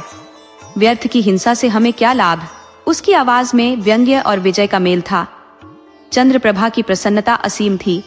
एक समय था जब उसके प्रस्ताव को ठुकराया गया था और वह अपमान का अनुभव कर रहा था। आज वही उदयन उसके समक्ष बंदी बनकर खड़ा था। उसकी हार ने चंद्रप्रभा के गर्व को संतुष्ट कर दिया था। उदयन ने झल्ला कर कहा, मुझे छोड़ दो। यदि तुम में साहस है तो आमने सामने युद्ध करो, तब मैं तुम्हें दिखाऊंगा कि वास्तविक बल किसे कहते हैं। चंद्रप्रभा ठाका लगाते हुए बोला, अब कुछ कहने की आवश्यकता नहीं है। उसने अपने सैनिकों को आदेश दिया, इसे महल में ले जाकर नजरबंद करो। इसके आसपास कड़ा पहरा लगाओ। आगे का निर्णय मैं बाद में करूंगा। सैनिकों ने आदेश का पालन किया और उदयन को महल में ले गए। थोड़ी ही देर में दरबार का समय समाप्त हो गया। दरबारी और मंत्री अपने अपने कक्षों में लौट गए और राजा भी महल की ओर प्रस्थान कर गया। इस बीच उदयन के जो बचे हुए सैनिक भागकर किसी तरह अपने देश पहुंचे। उन्होंने मंत्री के समक्ष उपस्थित होकर सारी घटना बताई। मंत्री ने उन्हें देखकर आश्चर्य से पूछा, तुम लोग इस समय यहाँ क्यों हो? राजा और शेष सेना कहाँ है? सैनिकों ने गहरी निराशा के स्वर में उत्तर दिया, मंत्री जी, हमारे साथ भयंकर छल हुआ। उन्होंने लकड़ी का हाथी तैयार किया था जिसमें सैनिक छिपे हुए थे। जैसे ही हम उसे पकड़ने के लिए आगे बढ़े, हाथी से सैनिक निकलकर हम पर टूट पड़े। हमारे अधिकांश साथी वहीं मारे गए और राजा को वे बंदी बनाकर ले गए। हम अपनी जान बचाकर यहाँ सूचना देने आए हैं। ये सुनकर मंत्री स्तब्ध रह गए और बोले, क्या कह रहे हो? यह तो अत्यंत गंभीर संकट है। उनकी मुखाकृति चिंता से भर गई। तत्काल ही एक आपात सभा का आयोजन हुआ, जिसमें सभी मंत्री और सभासद एकत्र हुए। विचार विमर्श आरंभ हुआ कि अब राजा को कैसे मुक्त किया जाए। रणनीति की रूपरेखा बनने लगी। उधर महाराज चंद्रप्रभा ने उदयन के समक्ष कठोर मुद्रा में खड़े होकर कहा, अब समय आ गया है कि तुम्हें तुम्हारे अपराधों का दंड दिया जाए। उदयन मौन खड़ा था। भीतर ही भीतर विचारों के बवंडर में उलझा हुआ। पता नहीं अब मेरे साथ कैसा व्यवहार होगा और कौन सी सजा मुझे दी जाएगी। तभी चंद्रप्रभा ने व्यंग्य भरे स्वर में कहा, तुम्हारे लिए सजा यह है कि अब तुम वासव दत्ता को वीणा बजाना सिखाओगे। ये सुनते ही उदयन ने मन ही मन सोचा कि यह तो कोई सजा नहीं, बल्कि मेरे लिए एक सौभाग्य है। चंद्रप्रभा ने महारानी अंगारवती को आदेश दिया, इसे वास्तविकता के कक्ष में ले जाओ, वहां इसे अपनी सजा आरंभ करनी है। उदयन को उस कक्ष में लाया गया जहां वासव दत्ता पहले से ही उपस्थित थी। वीणा सामने रखी गई। जैसे ही उदयन ने वासवदत्ता को देखा, उसकी आंखें ठहर गई। वह सौंदर्य जो अब तक केवल चर्चाओं में सुना था, आज साक्षात देख रहा था। वह अवाक रह गया। ऐसा प्रतीत हो रहा था मानो वह किसी स्वर्गीय अप्सरा को देख रहा हो। उदयन के मन में पछतावा गहराने लगा।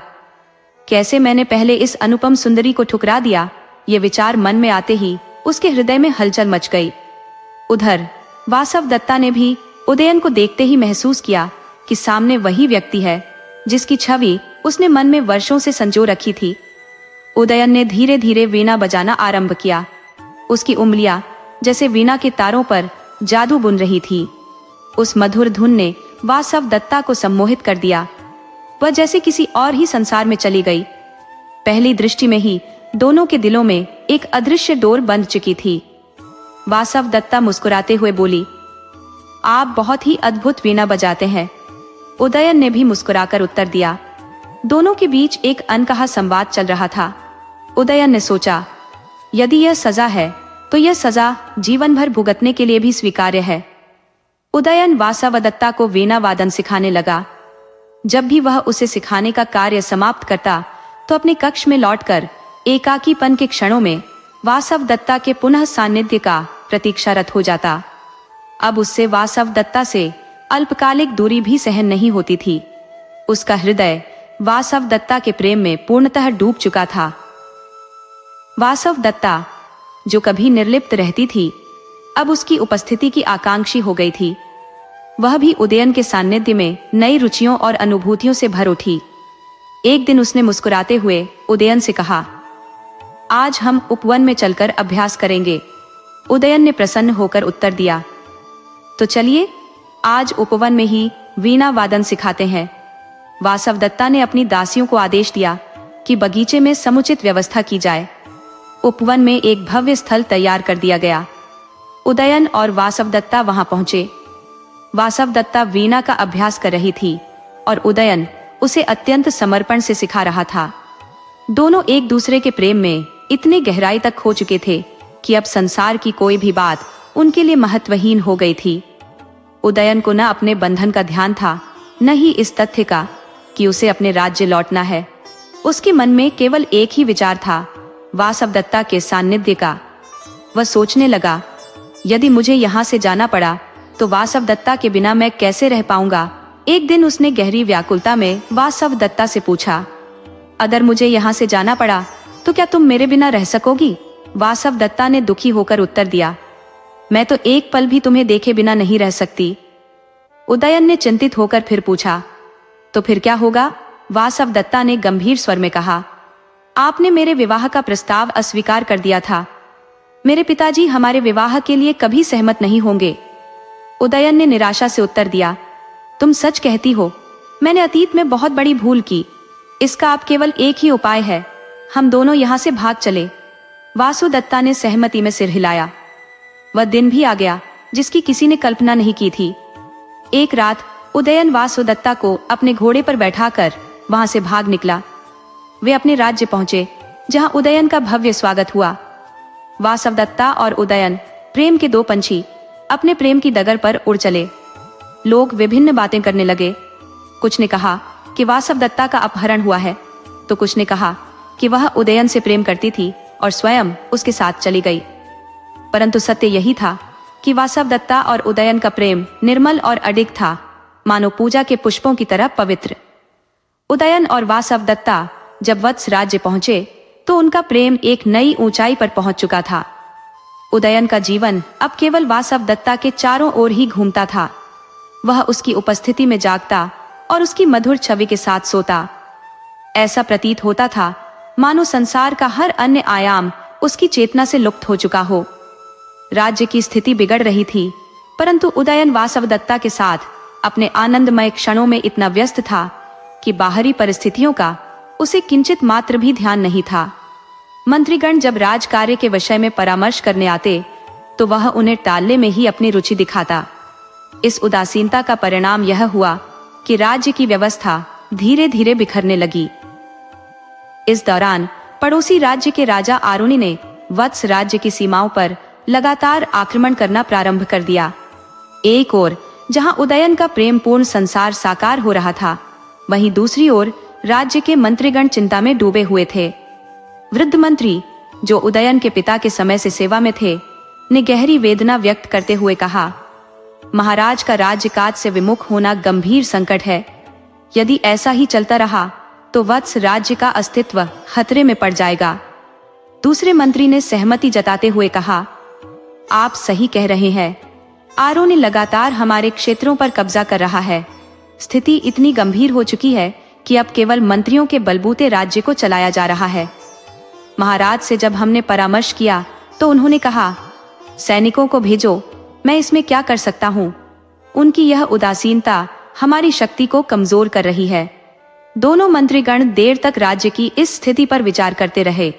अंततः उन्होंने एक योजना तैयार की और निश्चय किया कि अब महारानी वासवदत्ता के माध्यम से ही इस संकट का समाधान निकाला जा सकता है। इस बीच उदयन अपने कक्ष में विश्राम कर रहा था। वासवदत्ता उसके समीप बैठी थी और हल्के झोंके देकर उसे शांत रखे हुए थी। तभी एक दासी ने आकर सूचना दी कि मंत्रीगण महारानी से मिलना चाहते हैं। वासवदत्ता ने विस्मयपूर्वक पूछा, मुझसे? वे मुझसे क्यों मिलना चाहते हैं? दासी ने उत्तर दिया, वे आपसे कुछ महत्वपूर्ण चर्चा करना चाहते हैं। वासवदत्ता ने उन्हें प्रतीक्षा करने को कहा और स्वयं बाहर आकर उनसे भेंट की। मंत्रीगण ने वासवदत्ता के समक्ष अपनी चिंता और योजना प्रस्तुत की। वासवदत्ता ने गंभीरता से उनकी बातें सुनी और कहा, मैं आपकी बातों पर विचार करूंगी। इस प्रकार वासवदत्ता अब न केवल प्रेम की प्रतीक थी, बल्कि राज्य के संकट को सुलझाने का माध्यम भी बन गई। मंत्री ने गंभीर स्वर में कहा, महारानी जी, कृपया बताइए, क्या आप महाराज से वास्तव में प्रेम करती हैं? वासवदत्ता ने यह सुनकर आश्चर्य से कहा, यह किस प्रकार का प्रश्न है? स्वाभाविक रूप से मैं महाराज से अत्यधिक प्रेम करती हूँ। मंत्री ने अपनी बात स्पष्ट करते हुए कहा, महारानी जी, यदि आपका प्रेम इतना गहन है तो यह बताइए, क्या सच्चा प्रेम किसी के उत्थान का कारण बनता है या उसके पतन का? वासवदत्ता इस प्रश्न पर उलझन में पड़ गई। उसने धीमे स्वर में कहा, निस्संदेह सच्चा प्रेम तो सदैव प्रगति की कामना करता है। लेकिन आप ऐसा क्यों कह रहे हैं? मंत्री ने उत्तर दिया, महारानी जी, आपको भले ही इसका आभास न हो, परंतु महाराज की समर्पणशीलता अब राजकीय कर्तव्यों से पूर्णतः विमुख हो चुकी है। आपके प्रेम में महाराज इतना लीन हो गए हैं कि राज्य के कार्यों की ओर उनका तनिक भी ध्यान नहीं है। मंत्री ने आगे कहा, महाराज का साम्राज्य धीरे धीरे शत्रुओं के हाथों में जाता जा रहा है। पड़ोसी राज्य आरोनी ने हमारी सीमाओं पर लगातार आक्रमण कर हमारे प्रदेशों पर अधिकार करना शुरू कर दिया है। हमने युद्ध भी किए, परंतु विजय प्राप्त नहीं कर सके। यदि यही स्थिति बनी रही तो जल्द ही पूरा साम्राज्य नष्ट हो जाएगा। वासवदत्ता ने व्यथित होकर मंत्री की बात सुनी। मंत्री ने कहा, महारानी जी, आपको निर्णय लेना होगा। यह प्रेम महाराज के उत्थान का साधन बनेगा या उनके पतन का कारण? आप ही सोचिए। आपका प्रेम महाराज के लिए कांटों के समान है या पुष्पों के समान? यह निर्णय आपको स्वयं करना होगा। मंत्री के जाने के बाद वासवदत्ता के मन में घोर अशांति व्याप्त हो गई। मंत्री की बातें बार बार उसके मन में गूंजने लगी। उसे इस तथ्य का आभास हुआ कि राज्य की स्थिति कितनी विषम हो चुकी है और वह इस विनाश में अनजाने में सहायक बन रही है। उसने सोचा, प्रेम जो विनाश का कारण बने वह प्रेम नहीं, अपितु एक अभिशाप है। वासवदत्ता ने गहन चिंतन के बाद अपने मन में यह ठान लिया कि वह इस स्थिति को बदलने का प्रयास करेगी। कुछ दिनों बाद महाराज उदयन दरबार में उपस्थित हुए। वासवदत्ता ने मंत्रियों को बुलाया और कहा, मुझे बहुत विचार करने के बाद यह समझ आया है कि आप सही कह रहे हैं। यदि हमारा राज्य शत्रुओं के हाथों में चला गया तो यह अपमानजनक होगा। मैं ऐसा कभी नहीं चाहूंगी कि इसका कारण मैं बनूं। कृपया मुझे बताइए, मैं क्या कर सकती हूँ ताकि खोया हुआ साम्राज्य वापस प्राप्त हो सके। वासवदत्ता के शब्द सुनकर मंत्रीगण अत्यंत प्रसन्न हुए। उन्होंने कहा, महारानी जी, हमें विश्वास था कि आप अपने उच्च आदर्शों के कारण सही निर्णय लेंगी। अब समय आ गया है कि हम साम्राज्य को न केवल पुनः प्राप्त करें, बल्कि इसे और भी विस्तृत करें। आपका यह निर्णय इतिहास में स्वर्णाक्षरों में अंकित होगा। वासवदत्ता ने दृढ़ता से कहा, मैं तैयार हूँ, मुझे बताइए कि मुझे क्या करना होगा। मंत्रीगण ने उन्हें योजना समझाई और वासवदत्ता ने अपने कर्तव्यों की दिशा में कदम बढ़ा दिए। उसी समय एक दासी ने आकर सूचना दी, महारानी जी, आपके पिता महाराज चंद्रपर्वत के महल से दूध आया है। ये सुनकर वासवदत्ता चौंक पड़ी और आदेश दिया, उसे शीघ्रता से यहाँ लाओ। थोड़ी ही देर में दासी दूध लेकर उपस्थित हुई और बोली, राजकुमारी जी, आपके पिता ने यह संदेश भेजा है। इतना कहकर उसने एक पत्र वासवदत्ता को सौंप दिया। वासवदत्ता ने उत्सुकता से पत्र खोला। वह पत्र महाराज उदयन के नाम लिखा गया था, जिसमें चंद्रपर्वत ने लिखा था, मैंने तुम्हारे पूर्व की भूलों को क्षमा कर दिया है। वासवदत्ता से विवाह का प्रस्ताव मैंने पहले भी रखा था, परंतु तुम्हारे कुल के मान सम्मान के कारण तुमने इसे अस्वीकार कर दिया और वासवदत्ता को अपने साथ ले गए। मैं इसे तुम्हारे अपरिपक्व बचपन का निर्णय मानता हूँ और अब इस पर कोई विवाद नहीं चाहता। मैंने तुम्हारी भूल को समझते हुए तुम्हें और वासवदत्ता को पूर्ण रूप से स्वीकार कर लिया है। मेरी प्रिय पुत्री वासवदत्ता अब तुम्हारी पत्नी है और तुम मेरे प्रिय दामाद। हमारे परिवारों के बीच कोई वैर भाव नहीं है। तुम्हारा हमारे नगर में सदा स्वागत है। पत्र पढ़ने के बाद वासवदत्ता के मन का भारी बोझ उतर गया। लंबे समय से उसके मन में छाया हुआ संशय और व्यथा समाप्त हो गई। उसका हृदय आनंद और हल्केपन से भर गया। कुछ समय पश्चात महाराज उदयन ने वासवदत्ता से कहा, कई दिनों से शिकार खेलने नहीं गया हूं। सोचा था आज जाऊं, पर मेरा मन तुम्हारे बिना कहीं भी नहीं लगता। बताओ, तुम्हें छोड़कर मैं शिकार खेलने कैसे जा सकता हूं? वासवदत्ता ने मुस्कुराते हुए उत्तर दिया, यदि आपका मन नहीं लग रहा है तो मैं भी आपके साथ चलूंगी। अर्धांगिनी का धर्म है कि वह अपने पति को किसी भी व्यथा या कठिनाई में अकेला न छोड़े। महाराज उदयन ने प्रसन्न होकर कहा, ठीक है, कल शिकार पर जाने का कार्यक्रम बनाते हैं। अगले दिन शिकार के लिए काफिला तैयार किया गया। महारानी वासवदत्ता भी रथ में महाराज के साथ बैठी। जब रथ नगर से होकर निकला तो ग्रामीण आपस में बातें करने लगे। देखो, महाराज उदयन शिकार खेलने जा रहे हैं और महारानी वासवदत्ता भी उनके साथ है। महाराज उनसे अत्यंत प्रेम करते हैं, इसलिए वे हर समय उनके साथ रहती हैं। जिस जंगल को शिकार के लिए चुना गया था, उसके समीप लावा नामक एक छोटा सा गांव बसा हुआ था। वहीं काफिले का शिविर लगाया गया। आज वासवदत्ता ने महाराज के साथ विस्तृत चर्चा की। उन्होंने अपने पिता महाराज चंद्रपर्वत का भेजा हुआ पत्र भी दिखाया। इस पत्र को पढ़कर उदयन अत्यंत आनंदित हुए। सभी सैनिक और दास दासियां अपने अपने कार्यों में व्यस्त हो गए। महल में जोर शोर से तैयारियां प्रारंभ हो गई। इसी बीच महाराज अपने मंत्री के साथ शिकार खेलने वन की ओर प्रस्थान कर गए। जंगल पहुंचने पर वे दिन के मध्य तक शिकार की चप्पल गतिविधियों में लगे रहे। लौटते समय जंगल के सिरे पर उन्हें कुछ असामान्य हलचल महसूस हुई। इधर उधर ग्रामीणों को भागते देखा गया। तभी एक युवा विद्यार्थी दिखाई दिया। उदयन ने उससे पूछा, बालक, ये इतनी अफरा तफरी क्यों मची है? विद्यार्थी ने उत्तर दिया, महाराज, लावा नाक गांव में भयंकर आग लगी है। महारानी वासवदत्ता भी वहीं ठहरी हुई थी। ये सुनकर उदयन को जैसे आंतरिक चोट लगी। उन्होंने तुरंत अपने घोड़े को लावा नाक गांव की ओर दौड़ाया। उनके साथ मंत्री रमणवान भी थे। गांव के पास पहुंचते ही उन्होंने देखा कि आसमान को छूती प्रचंड अग्नि की लपटें उठ रही थी। वहां भारी भीड़ थी। लोग पानी डालकर आग बुझाने का प्रयत्न कर रहे थे, किंतु आग थमने का नाम नहीं ले रही थी। भयावह लपटों के बीच कुछ भी स्पष्ट दिखाई नहीं दे रहा था। गांव वाले आपस में दुख भरी बातें कर रहे थे। कोई कह रहा था, बहुत अनर्थ हो गया, महारानी वासवदत्ता जलकर राख हो गई है। ऐसा कष्टदायक दिन भगवान किसी को न दिखाए। उदयन ने यह सुना तो उनका मन पीड़ा से विदीर्ण हो उठा। वे जोर से चिल्लाए, नहीं, ऐसा नहीं हो सकता। वासवदत्ता मुझे छोड़कर नहीं जा सकती। वे बार बार वासवदत्ता का नाम लेकर चीखने लगे।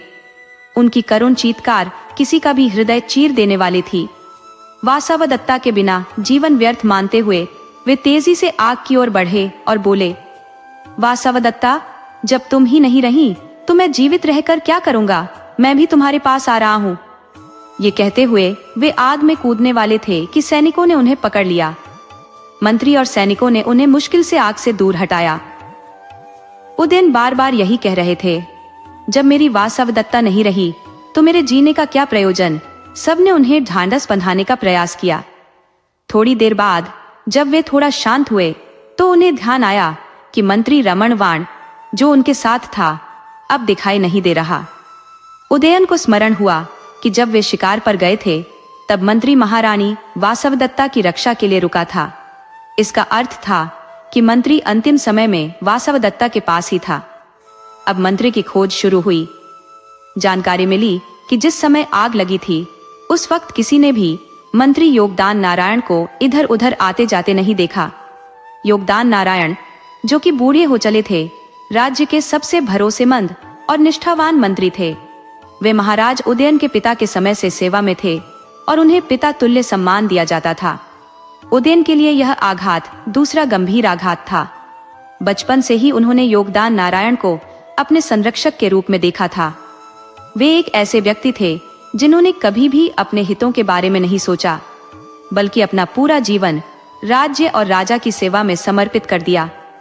उनकी निस्वार्थ निष्ठा और बलिदान को याद करते हुए उदयन की आंखों में अश्रुधारा फूट पड़ी। वे जोर जोर से विलाप करते हुए अपने प्रिय मंत्री को स्मरण करने लगे, जो उनके जीवन का अटूट हिस्सा बन चुके थे। समय बीतता गया, लेकिन उदयन की व्यथा कम नहीं हुई। इस बीच पड़ोसी देश से समाचार मिला। पड़ोसी देश का शासन दर्शक नामक राजा के हाथों में था। दर्शक की बहन राजकुमारी पद्मावती अपनी सुंदरता और सौम्यता के लिए प्रसिद्ध थी। दर्शक और पद्मावती की माता महादेवी ने संन्यास धारण कर नगर के बाहर स्थित एक आश्रम में निवास करना शुरू कर दिया था। दर्शक और पद्मावती समय समय पर अपनी माता से मिलने आश्रम जाया करते थे।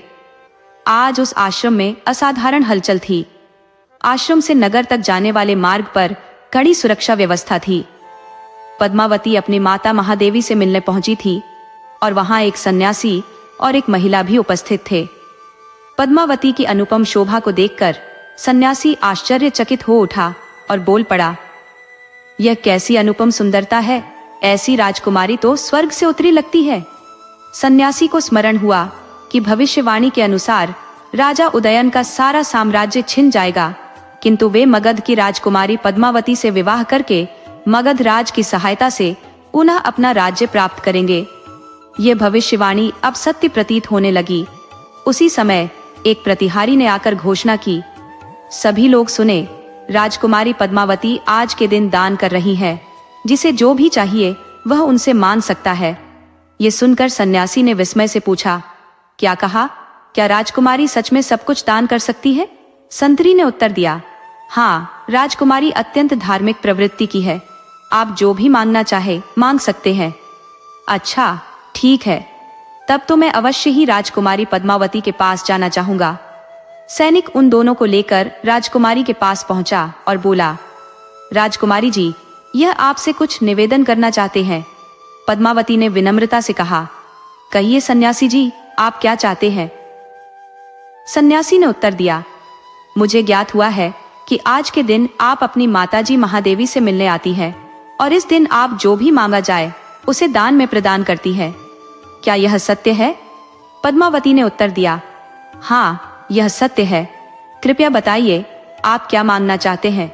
सन्यासी बोला, मैं किसी वस्तु का इच्छुक नहीं हूँ, बल्कि मैं एक गहन चिंता में हूँ। यह मेरी बहन है।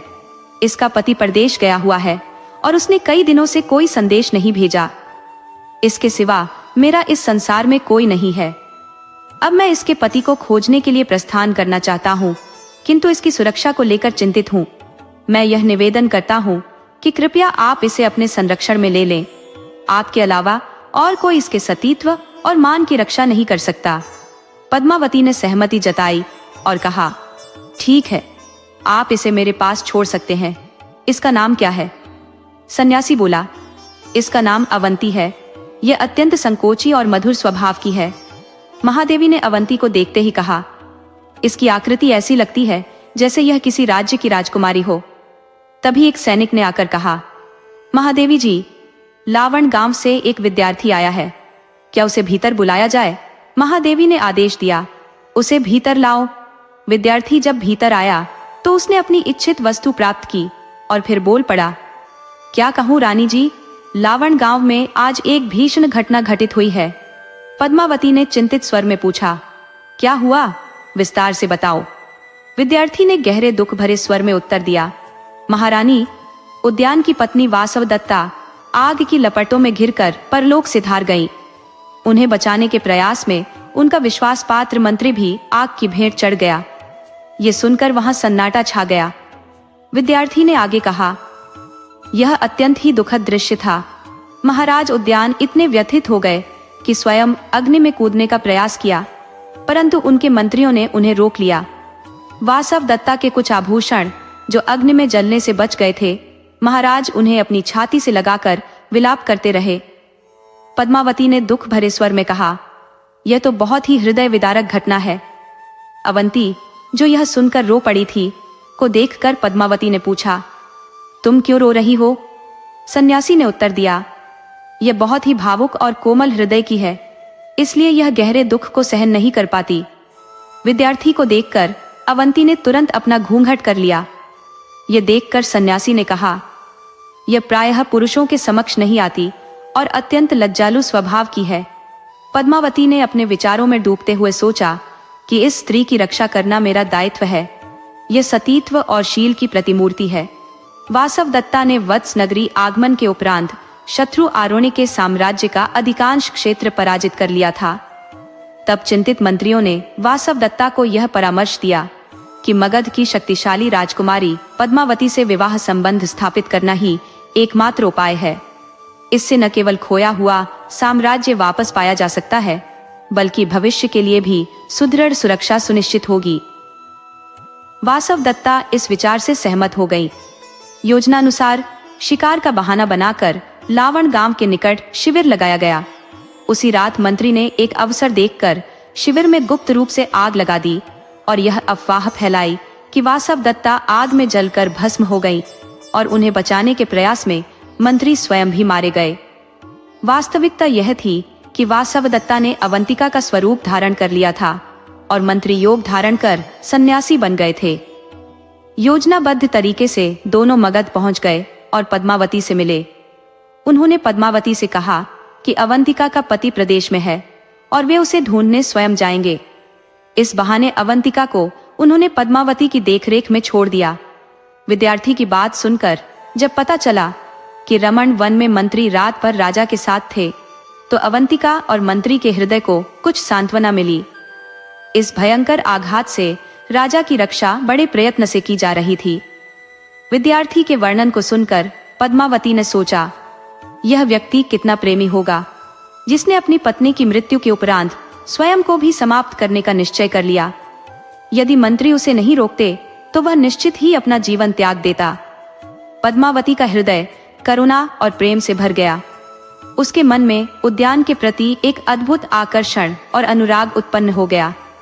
महादेवी ने पूछा, पद्मावती के विवाह के लिए किसी राजा ने प्रस्ताव भेजा है? प्रधान दासी सारिका ने उत्तर दिया, उज्जैनी के राजा चंद्र प्रमोद ने अपने पुत्र गोपाल के लिए प्रस्ताव भेजा है। सारिका के उत्तर से अवंतिका का हृदय हर्ष से भर गया। उसे अपने भाई गोपालक की स्मृति हुई और उसके नेत्र सजल हो गए। उसके हृदय में प्रसन्नता और व्याकुलता का संचार हो गया। मंत्री ने सन्यासी रूप में जाने की अनुमति मांगी। अवंतिका की आंखें छलक उठी। वह सोचने लगी, भाग्य ने मुझे ऐसा दंड दिया है कि पहले अपने पति और साम्राज्य की रक्षा के लिए घर छोड़ना पड़ा और अब मेरे संरक्षक भी मुझे छोड़कर जा रहे हैं। मैं फिर से अकेली हो रही हूँ। सन्यासी के निर्देशानुसार अवंतिका की देखभाल का जिम्मा लेकर पद्मावती उसे अपने साथ राजमहल ले आई। दासियों और सेवकों से घिरे इस परिवेश में कुछ ही दिनों में पद्मावती अवंतिका के अप्रतिम सौंदर्य और सहज स्वभाव से अत्यधिक प्रभावित हो गई। उनके व्यवहार में जो विनम्रता और गहराई थी, उसने पद्मावती के मन में अवंतिका के प्रति विशेष स्नेह जागृत कर दिया। पद्मावती ने अपने दिल के कोमल रहस्यों को अवंतिका के साथ शेयर करना शुरू कर दिया।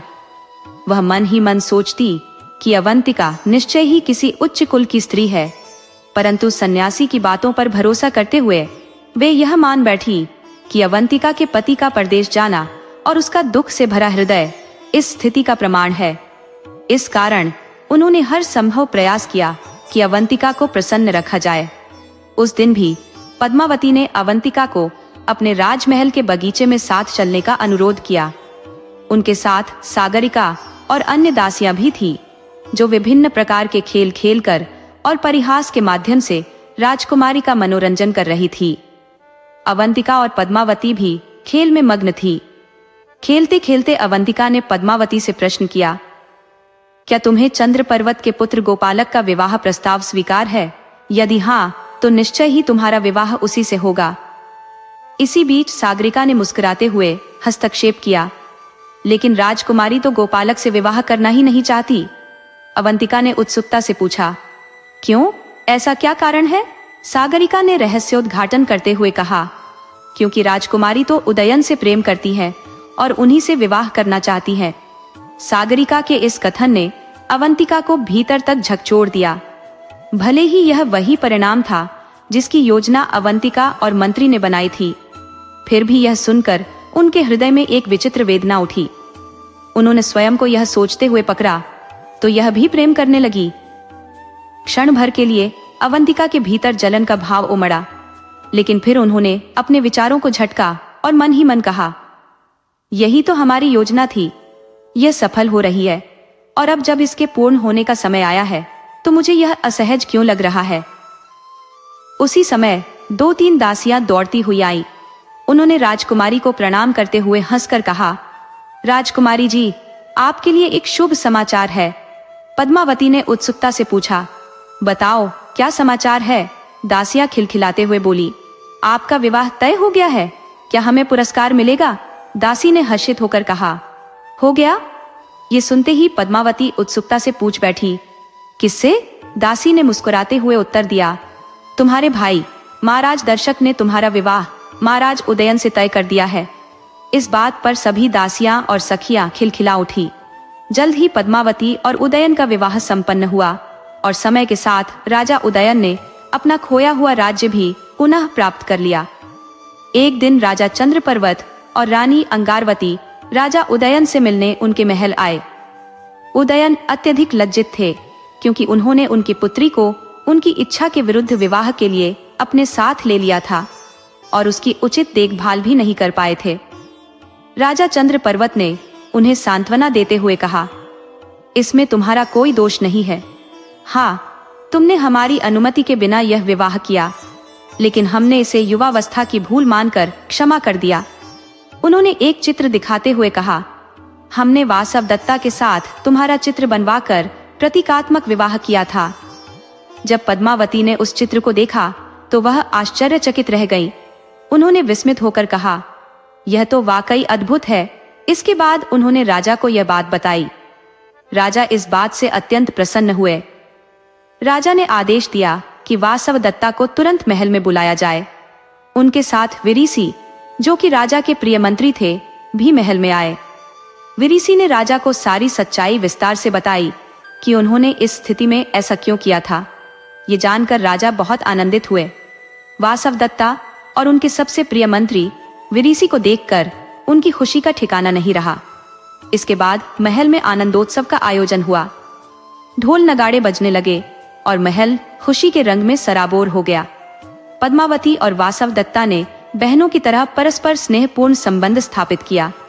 राजा, रानी और उनके मंत्रीगण अब संतुष्ट जीवन व्यतीत करने लगे। उनके दिन प्रेम और सौहार्द से भर गए। अगर यह कथा आपको प्रिय लगी हो तो कृपया इसे अधिक से अधिक लाइक करें, शेयर करें और सब्सक्राइब करें। राधे राधे।